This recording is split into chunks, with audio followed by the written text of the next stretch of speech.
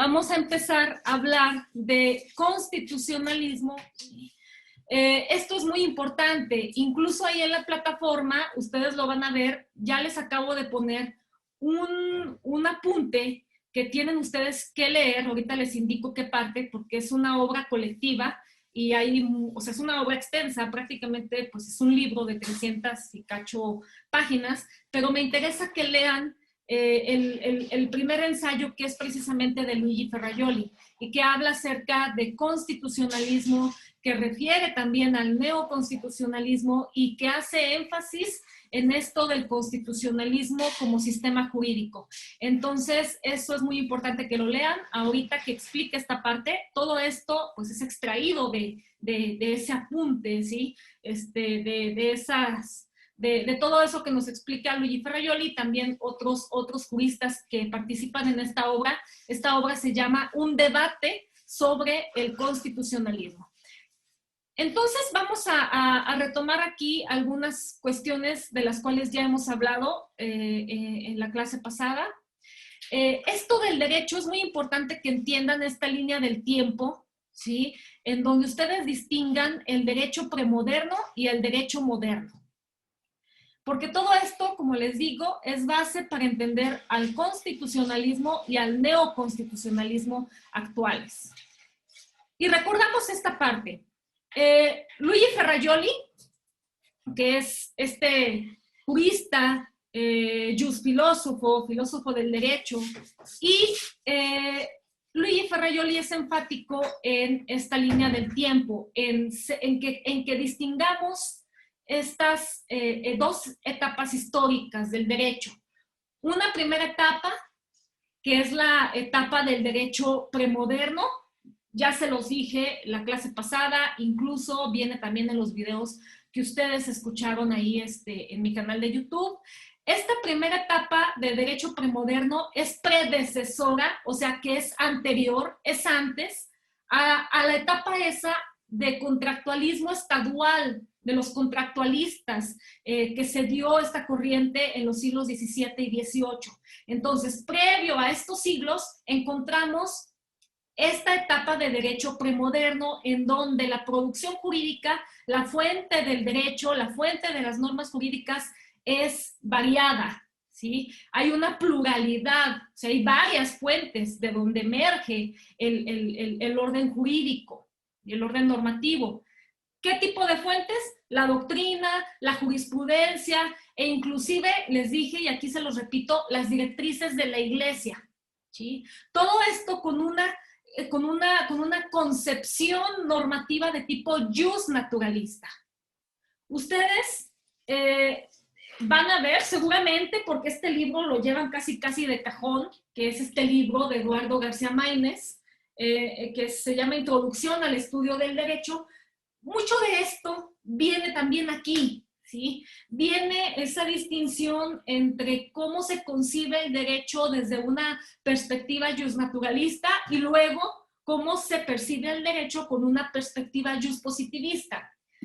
Luigi Ferrajoli es expositor de un justpositivismo, a diferencia de García Maínez, ¿sí? Es un expositor de un justpositivismo renovado, ¿sí? Con propuestas que pues han florecido sobre todo después de la segunda mitad del siglo XX y lo que va del siglo XXI. Entonces, esto es muy importante que ustedes lo consideren, ¿no? En esa primera etapa de derecho premoderno, la concepción del orden normativo es de tipo justnaturalista, ¿sí? Así como dice ahí. O sea, que la validez normativa tiene que ver con ese valor intrínseco de la norma, porque la norma es justa, porque la norma tiene un valor que se traduce directamente en el valor de la justicia. Esa es la concepción justnaturalista clásica del derecho premoderno, predecesor a estos siglos XVII y XVIII. Se da esto del contractualismo, la ilustración, ¿sí? Y en el siglo XVIII surge una nueva concepción del derecho, ¿sí? Una nueva base teórica, una nueva base explicativa, cognoscitiva, que ya no es justnaturalista, sino que es jus positivista. ¿Sí? Entonces, empieza esta nueva etapa de derecho moderno. Y aquí dice, la segunda etapa de la producción jurídica es la del derecho moderno. Y aquí aparece un concepto, un tópico muy importante que ustedes deben entender. El Estado legislativo. ¿Qué es esto del Estado legislativo? Quiere decir que el sistema normativo, ¿sí? La producción jurídica, las normas, todo lo que compone a los sistemas jurídicos, ¿sí? Se concibe con una perspectiva formalista.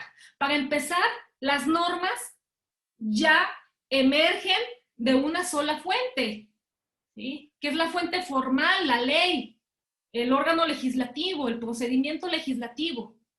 Una sola fuente, por eso dice aquí, hay una transformación con el Estado legislativo que se da en esta etapa del derecho moderno, hay una transformación de ese sistema intrínseco y variado, justnaturalista, acá se transforma a un sistema formalista y unitario, ahí está en rojo, que atribuye a un solo órgano del Estado. En los sistemas occidentales, pues tenemos a los órganos legislativos, al órgano legislativo, como el órgano competente del Estado encargado de hacer la norma jurídica. ¿Sobre la base de qué? Sobre la base del principio de legalidad.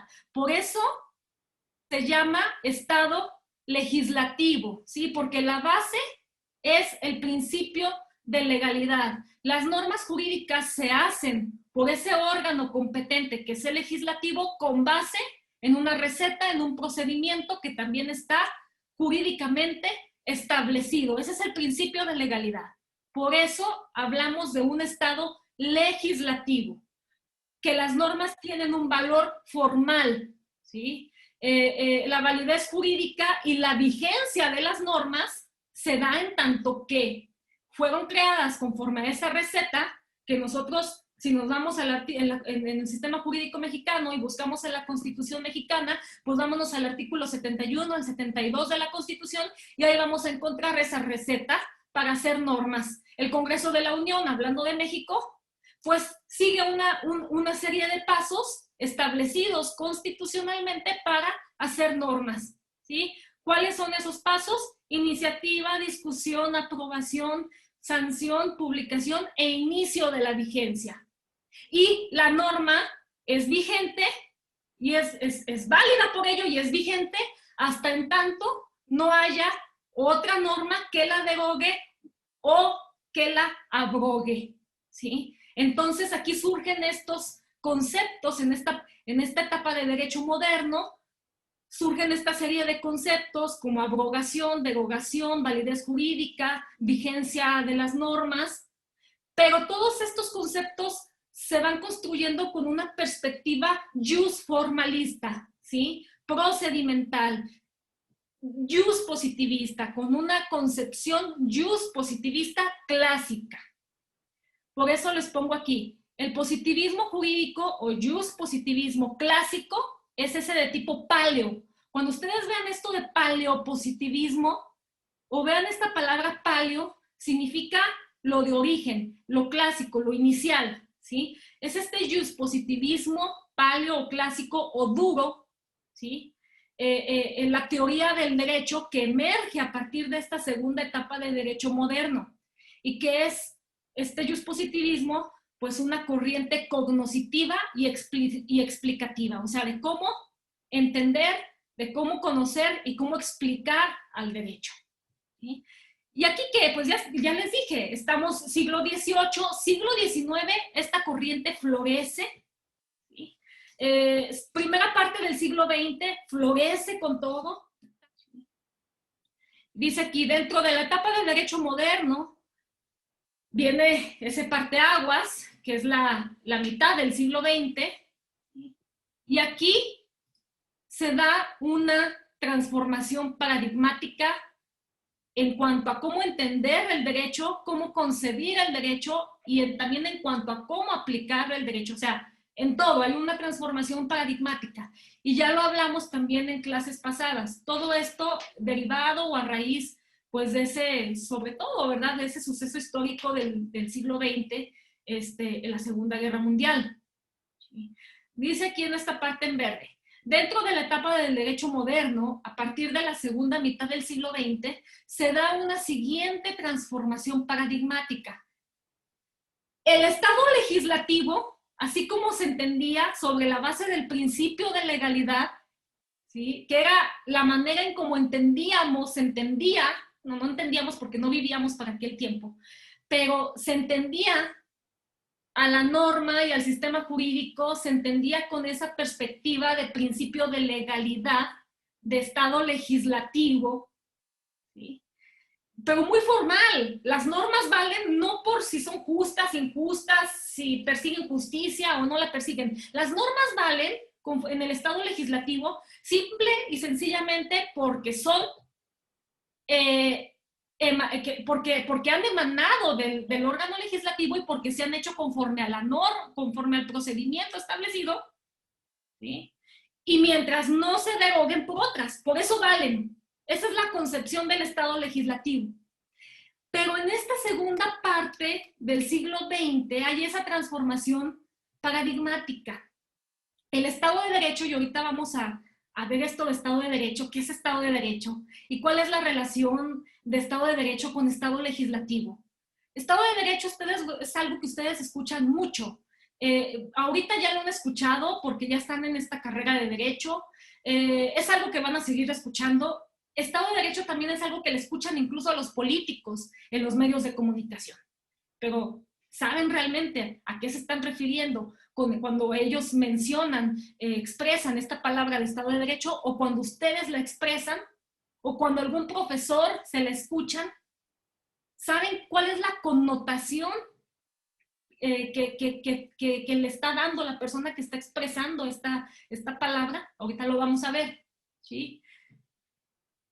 El Estado de Derecho, sobre el eje, sobre ese entendimiento de Estado legislativo, evoluciona a un grado en el que es más preciso hablar de un Estado, no solamente Estado de Derecho o Estado legislativo, sino que hay una transformación de Estado de Derecho, Estado legislativo, a Estado constitucional y democrático de derecho, que es otro concepto que ustedes ya han escuchado seguramente en los medios de comunicación, en las noticias, a otros profesores, a políticos.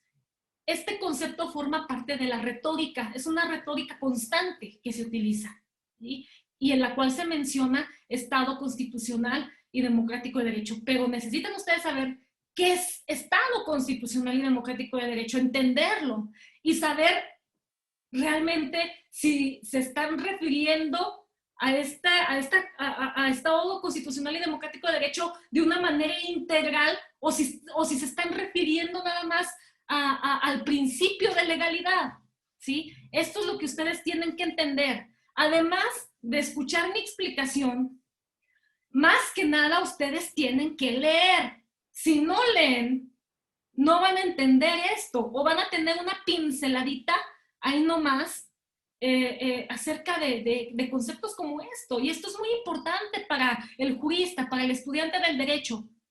Es tan importante como para el estudiante de medicina. Es importante entender cómo estamos por dentro, nuestros órganos, porque luego nos van a operar, nos van a abrir y nos van a sacar las vísceras y está nuestra vida en riesgo. Ustedes como profesionistas del derecho también tienen que entender muy bien estos conceptos. Imagínense que el estudiante de medicina no lea los libros que le deja el profesor de medicina.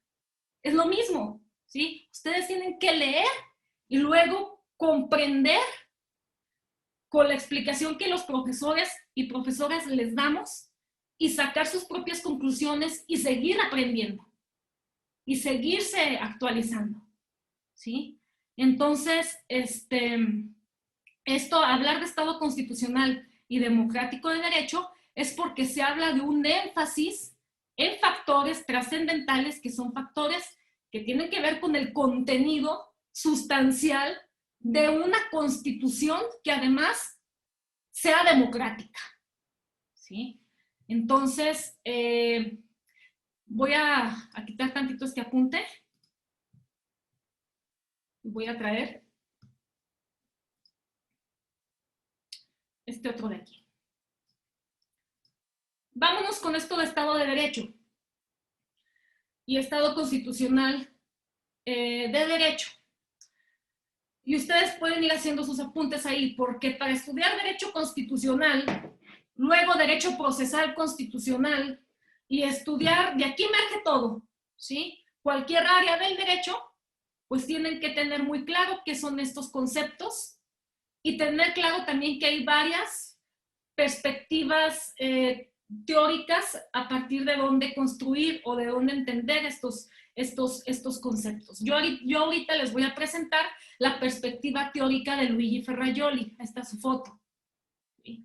Pero recuerden que Luigi Ferrajoli es un jus positivista renovado, remasterizado. Hay otros que están en contra de lo que dice Ferrajoli, como por ejemplo los neoconstitucionalistas o antipositivistas, que no son jus positivistas, que son más bien neo-jus naturalistas. Por eso el libro que les presento ahí se llama Debate, y es un debate actual, no ha terminado esa pelea, esa discusión. Es un debate sobre el constitucionalismo. Estado de Derecho. Les digo que esta palabra, pues ustedes la escuchan a los políticos casi a diario, si se ponen a ver las noticias nacionales, leer los periódicos en papel, en digital, si se pueden a ver el canal 10, el canal 12, y entrevistan a los políticos, ustedes van a ver que pues dicen que el Estado de Derecho, pero pues hay que saber qué es el Estado de Derecho. Es que aquí en México o en Durango hay un cumplimiento del Estado de Derecho. Y así dicen los políticos, incorporan mucho esto en su retórica. ¿Pero qué es Estado de Derecho? Vamos a ver. Vamos a ver lo que dice Ferrajoli en cuanto a Estado de Derecho, una definición muy general. Dice Ferrajoli, Estado de Derecho es el conjunto de límites mínimos, conjunto de limitaciones mínimas que se les imponen a las autoridades son los poderes públicos, el poder público, de forma cierta, general y abstracta, o sea, son limitaciones, ¿sí?, establecidas jurídicamente. Y están establecidas jurídicamente y primero que nada en una constitución. ¿Sí? Y luego de la constitución, pues se va replicando estas prohibiciones, estas limitaciones en la normativa secundaria de un sistema jurídico. ¿Sí? Pero Estado de Derecho son límites que se les imponen a las autoridades, a los poderes públicos, con la finalidad de ¿qué?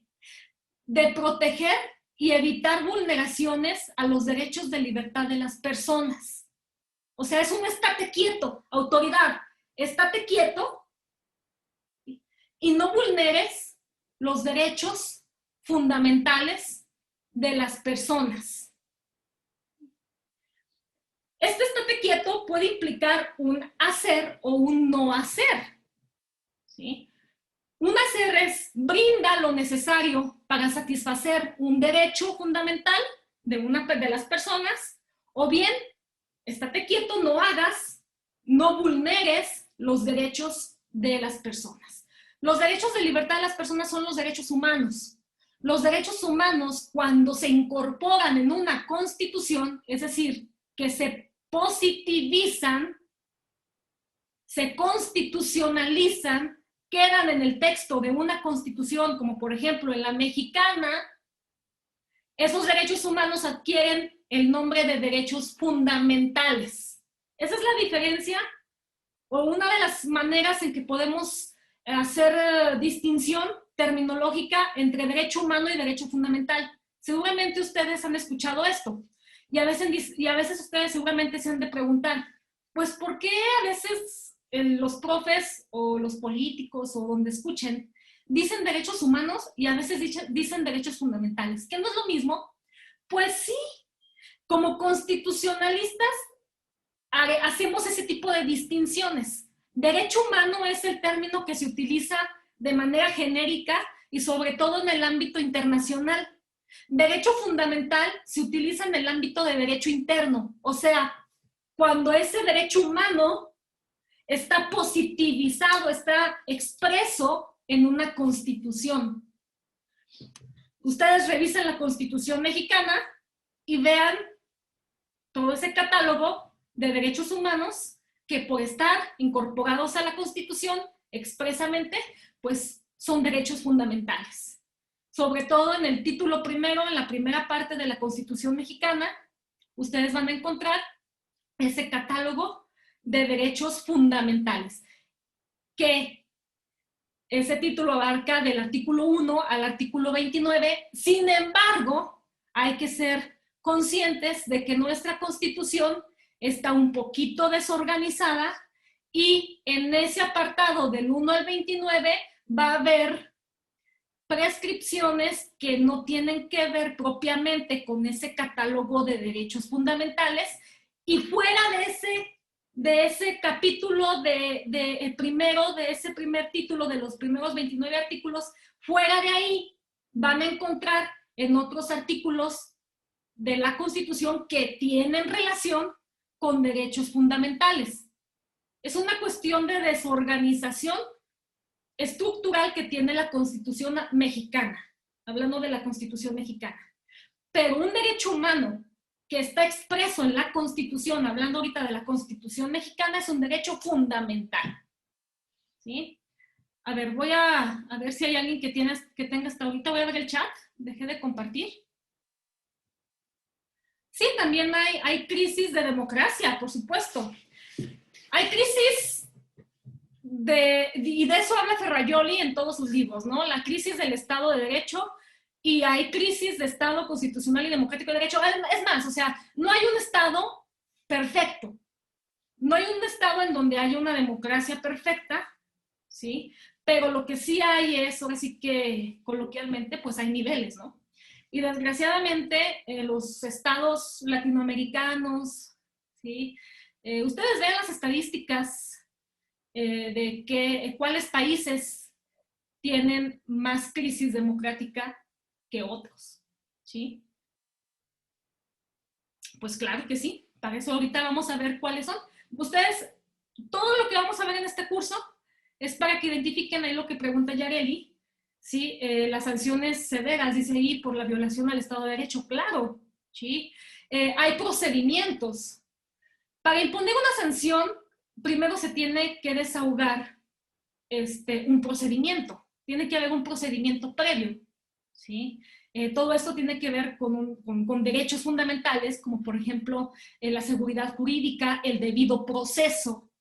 A nadie se puede sancionar sin que se haya sustanciado un procedimiento previo en el que se respeten, por ejemplo, el derecho de audiencia, ¿sí? Todo eso tiene que ver con derecho de audiencia, que es derecho fundamental, el debido proceso, que es un derecho fundamental, la seguridad jurídica, que es un derecho fundamental. Si se fijan, todos estos factores son factores que están constitucionalizados, positivizados en los sistemas, ¿sí? Y que incluso todo esto también tiene una trascendencia no solamente en el ámbito del derecho interno de los países, sino también en el ámbito internacional. Hay un sistema, hay varios sistemas, ¿no? Protectores de derechos humanos, hablando de derechos humanos, ¿sí? y que imponen a los estados que forman parte de esos sistemas, ¿sí? Sanciones cuando incumplen con todo esto. Es lo que ustedes escuchan como la convencionalidad o el control de convencionalidad, ¿sí? Y la responsabilidad internacional también. De eso vamos a ir hablando poco a poco, pero ahorita, quería ver ahorita por lo pronto el chat, a ver qué preguntitas había. Me voy a devolver ahí a las diapositivas. Muy bien, entonces, si yo les pregunto una definición genérica acerca de Estado de Derecho, con una perspectiva juspositivista renovada, como la que expone Ferrajoli, si yo les pregunto qué es Estado de Derecho, pues ustedes aquí van a ver, tienen que entender al menos esta definición, ¿no? Que da Ferrajoli. Ahí, como les digo, hay muchas definiciones, hay muchas perspectivas, y hay perspectivas que analizan todo esto de una manera distinta, por ejemplo, a la de Ferrajoli, ¿no? Por eso es importante que no se casen con un solo jurista o con un solo autor o con un solo libro, porque si ustedes, por ejemplo, en teoría del derecho, van a casarse nomás con García Maínez, pues van a ver nomás lo que pensaba García Maínez. Pues allá, chequen ahorita en Google, googleen García Maínez, ¿en qué tiempo vivió García Maínez? O sea, van a cachar en los comentarios de Maínez de hace 50 años, ¿no? Por lo menos. Entonces, he ahí la importancia de estarse actualizando y leyendo fuentes de información, pues, y de reconocido, de juristas reconocidos, que nos van actualizando en todo esto y que nos van dando nuevas perspectivas, ¿no? Miren, eso es como que lo primerito que lanza Ferrajoli en una de sus obras, ¿no? Que Estado de Derecho, así, de manera muy genérica, es el conjunto de limitaciones mínimas que se imponen a los poderes públicos, a la autoridad, para proteger y evitar vulneraciones en los derechos de libertad de las personas. Pero aquí también Ferrajoli es enfático en hacer un análisis más profundo acerca de esta concepción de Estado de Derecho. Y dice Ferrajoli, hay dos connotaciones que debemos de distinguir, o sea, dos maneras de entender al Estado de Derecho. Una manera débil o una connotación débil y una connotación fuerte. La manera débil, la connotación o significado débil de Estado de Derecho tiene que ver con ese simple respeto al principio de legalidad. Así nada más. O sea, hace que una norma es válida en tanto que está vigente y en tanto que ha sido creada por el órgano competente, ¿sí? Para crearla por el órgano legislativo, ¿sí? Conforme al procedimiento, y no hay nada más o sea, y no hay nada más para cuestionar la validez y la aplicación de una norma. La norma es válida, tan tan, ¿sí? Si la creó el legislativo conforme al procedimiento legislativo y mientras esté vigente, es válida. Ese es el principio de legalidad, o esta es la connotación de Estado de Derecho conforme a eso de Estado legislativo, ¿sí? Pero cuando al sistema normativo, a la norma, se le entiende, y a la aplicación de la norma, por supuesto, con una connotación fuerte, ¿sí? ¿Qué quiere decir esto?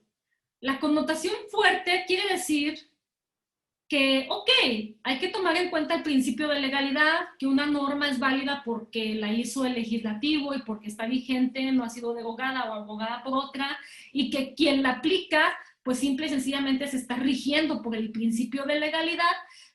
Ok, esa es la parte procedimental, pero dice Ferrajoli, cuando además de esa parte procedimental se le añade un significado, una connotación fuerte, quiere decir que la autoridad no únicamente se va a sujetar al principio de legalidad, sino también a otros principios sustanciales que van a tener un rango importante en el sistema jurídico porque van a estar en la Constitución, que es la norma suprema en un sistema jurídico.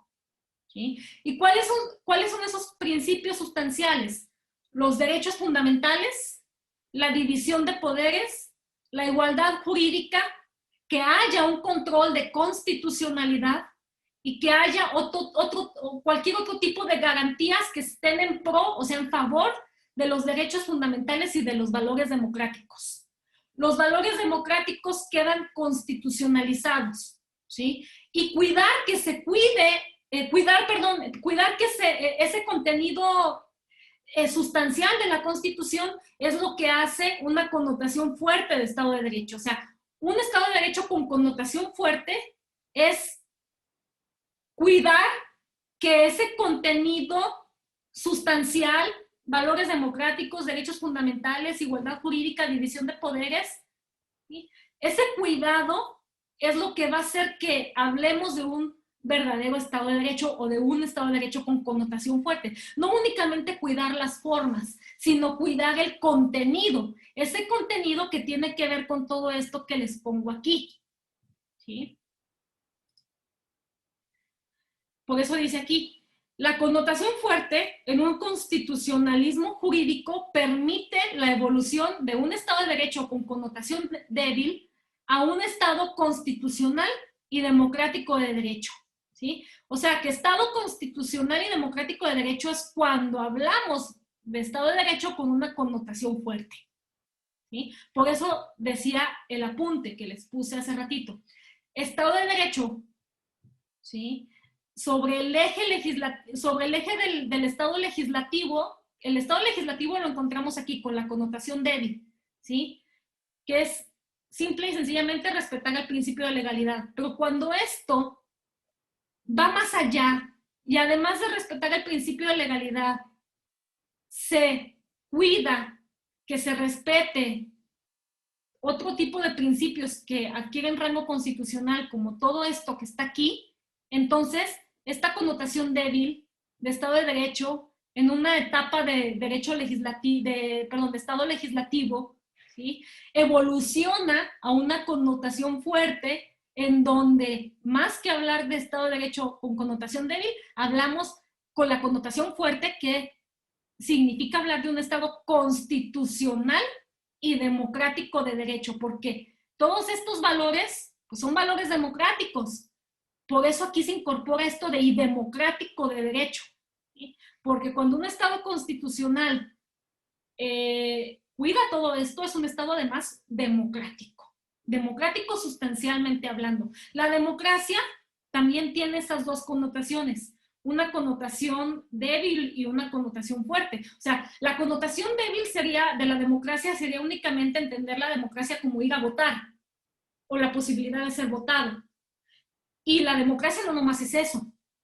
La democracia es más que nada ese respeto, reconocimiento, respeto de todos estos valores que están incorporados en un sistema jurídico, ¿sí? Y que tienen que ver con el respeto irrestricto y la garantía de los derechos fundamentales, ¿sí? Eso es una verdadera democracia, no nomás ir a votar en las elecciones o la posibilidad de ser candidato en una elección. O sea, esa es la democracia representativa o nomás la vertiente formal de la democracia. Democracia es más que eso. Que un país sea democrático no es nada más porque hay elecciones periódicas, ¿sí? Un Estado es democrático, un país es democrático porque se respetan sobre todo los derechos fundamentales y porque existen procedimientos para protegerlos y para restituirlos cuando son violados, ¿sí? Y que sean restituciones efectivas. Eso es una verdadera democracia. No nada más el derecho político electoral en estricto sentido. Los derechos políticos electorales es una gama, es una partecita de esa gama de derechos humanos, de que cuando están positivizados son derechos fundamentales. ¿Sí? Pero democracia, también váyanse con eso, es algo más. Y aquí está, ¿no? Todo esto, dice Ferrajoli, todo esto de la connotación fuerte de Estado de Derecho, de hablar más bien de un Estado constitucional y democrático de derecho, y dejar atrás ese Estado legislativo, esa connotación débil de Estado de Derecho que predominó en ese siglo XIX y que predominó en la primera parte del siglo XX, en la segunda parte del siglo XX y en los 20 años que llevamos del siglo XXI, queremos conseguir, ¿sí? Con base en un constitucionalismo jurídico, queremos conseguir la consolidación de un Estado constitucional y democrático de derecho, que no nada más se cuiden las formas, que se cuide el contenido sustancial, ¿sí? Que es precisamente todos estos valores democráticos que quedan, dice Ferrajoli, constitucionalizados, incorporados en la Constitución, que es la norma suprema. Y como es la norma suprema, hay que cuidar ese contenido, que se cumpla ese contenido, ¿no? Hablar de un constitucionalismo jurídico, pues es hablar de un Estado constitucional y democrático de derecho en donde influyen estos factores que les pongo aquí, que son esos factores trascendentales que hace que hacen que se evolucionen de un estado simple de derecho, de un estado con connotación débil, en un estado, en un viejo, obsoleto estado legislativo, ¿sí? Que evolucione a un estado constitucional y democrático de derecho, que haya reconocimiento y respeto de los derechos humanos, que cuando están positivizados, cuando están constitucionalizados, es más propio referirlos como derechos fundamentales, que haya protección, ¿sí? Que haya protección de estos derechos a través de deberes establecidos en la Constitución, instrumentales para la autoridad, ¿sí? Y que haya esta defensa de la Constitución, ¿sí? Y que esa defensa sea formal, sea a través de procedimientos jurisdiccionales, ¿sí? Y aquí hablamos, por ejemplo, en el caso de México, pues de una Suprema Corte de Justicia de la Nación, y hablamos de controles de constitucionalidad, que cuando son llevados a cabo por órgano jurisdiccional, hablamos de tribunales constitucionales. En México no tenemos la figura de un tribunal constitucional autónomo, sino que la Suprema Corte de Justicia, el Pleno de la Suprema Corte de Justicia, en ese esquema de poder judicial de la Federación, es quien hace el rol de tribunal constitucional, el que cuida la Constitución. Y tenemos controles de constitucionalidad. Por ejemplo, tenemos, ustedes lo van a ver a lo largo de la carrera y vamos a hablar un poco de esto pues más adelante en este curso de constitucional. Por ejemplo, seguramente han escuchado al menos hablar de las acciones de inconstitucionalidad o han escuchado hablar de las controversias constitucionales. Esos son medios en abstracto, medios de control constitucional en abstracto que lleva a cabo el Pleno de la Suprema Corte de Justicia de la Nación. O, por ejemplo, han ustedes también escuchado hablar del juicio de amparo o han escuchado hablar del juicio para la protección de los derechos políticos electorales, o han escuchado hablar, por ejemplo, en materia electoral, del juicio de revisión constitucional o del recurso de reconsideración. Entonces, todos estos son mecanismos de control de constitucionalidad para cuidar ese contenido de la Constitución que tiene que ver con valores democráticos. Hay jurisdiccionales y también hay no jurisdiccionales. Y luego también en todo esto influye también la función de los organismos públicos autónomos también, por ejemplo, en el caso de la protección no jurisdiccional de los derechos humanos que le corresponde en México, por ejemplo, a la Comisión Nacional de Derechos Humanos, en el ámbito de las entidades federativas, a las comisiones estatales de derechos humanos, que ellos llevan a cabo procedimientos no jurisdiccionales, porque no son jueces, pero que son procedimientos que se encargan también de cuidar este contenido sustancial de la Constitución, ¿sí? Y todo esto es objeto del derecho constitucional que vamos a estudiar en este curso. Todo lo que les expliqué hoy viene aquí. Déjenmelo. He sacado de aquí. Y lo que me interesa que lean es el primer ensayo, que es el de Ferrajoli. Aquí, si se fijan, por eso se llama esta obra Un debate del constitucionalismo, porque se dan con todo, todos estos autores, todos en contra de Ferrajoli, ¿sí? Todos en contra de Ferrajoli. Por ahí hay algunos que coinciden, pero todos le dan con todo a Ferrajoli. Entonces, Ferrajoli inicia con este primer ensayo, que es el que quiero que ustedes lean, y luego Luigi da la réplica en el 18, miren aquí, en el último, penúltimo, ¿sí? Aquí les contesta a todos. Y es un debate de los más fregones en el mundo jurídico actual, ¿sí? Entonces, es importante que ustedes lo lean. Claro, ojalá que les quede ahí la espinita y que pues en una de esas se lean todo el libro, ¿verdad? Que van a batallar porque sí, luego hay unos que utilizan un lenguaje muy avanzado. Entonces, estos son los más fregones del mundo en el derecho. Pero al menos pues van a hacer el esfuerzo de ir entendiendo toda esta terminología, ¿sí? Porque pues todo esto lo quien se vaya por el campo constitucional y quien vaya a posgrado y elija la especialidad en Derecho Constitucional, que es la mía, o en una injusticia constitucional, pues todo esto, o en el doctorado, todo esto lo van a seguir viendo, porque es un debate, es una discusión inacabada. Yo quiero que al menos lean el de Ferrajoli, el primero de Ferrajoli, ¿sí? Y aquí les va a explicar esa diferencia entre un constitucionalismo con toque justnaturalista y un constitucionalismo con toque de justpositivista, con toque de justpositivismo renovado, ¿sí? Y todo esto, si ustedes leen este primer capitulito, este ensayo de Ferrajoli, les va a permitir entender más lo que yo les voy a explicar en la siguiente, pues que todo tiene que ver con esto, ¿sí? Pero mi explicación, pues la trato de hacerlo más sintética porque nomás tengo una hora que ya se me acabó. Cuídense. Bye.